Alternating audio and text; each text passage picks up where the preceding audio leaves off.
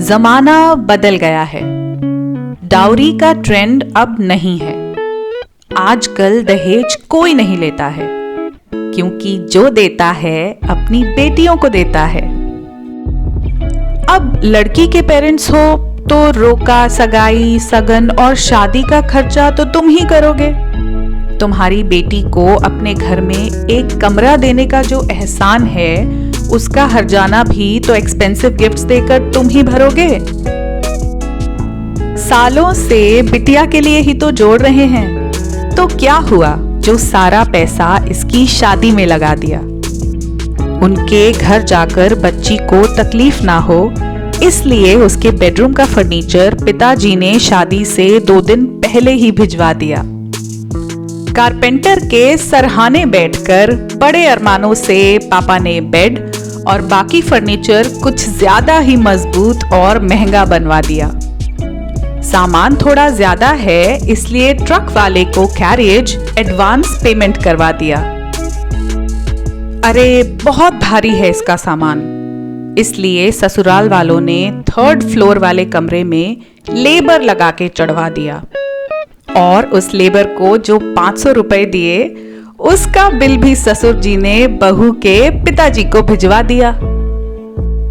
भाई, अपनी लड़कियों के लिए तो सब करते हैं, आप भी शादी थोड़ी बढ़िया सी कर देना। और हाँ, कपड़े तो आजकल कोई किसी की पसंद के पहनता नहीं, तो रिश्तेदारों के लिए एनवेलप्स में कैश भर देना। ससुराल में उसकी कदर बनी रहे, इसलिए हर मुलाकात पे ससुराल वालों को शगन के लिफाफे पकड़ाने जरूरी हैं। कितना भी पढ़ा लिखा के लायक बना दो, पर अगर ये शादी वाला टैक्स नहीं दिया तो आपकी बेटी की परवरिश एकदम अधूरी है। एक लड़के को पैदा करने और पालने में एक्स्ट्रा एफर्ट लगता होगा शायद, तभी तुम उसके घर वालों को गोल्ड देकर उसे हीरो बना देते हो, और अपनी सोने जैसी बेटी को उन्हें हमेशा के लिए सौंप कर उसका कैरेक्टर, क्वालिफिकेशंस, कॉन्फिडेंस, गुण, अपब्रिंगिंग और स्किल्स को 0 बना देते हो।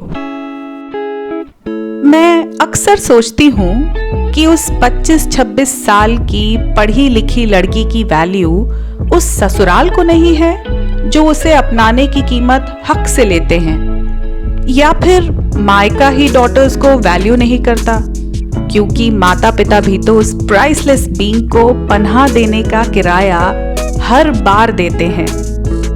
हाँ, वो सही कहते हैं कि अब कोई डाउरी नहीं लेता है, क्योंकि जो देता है अपनी बेटियों को देता है। हाँ, सिर्फ अपनी बेटियों को देता है।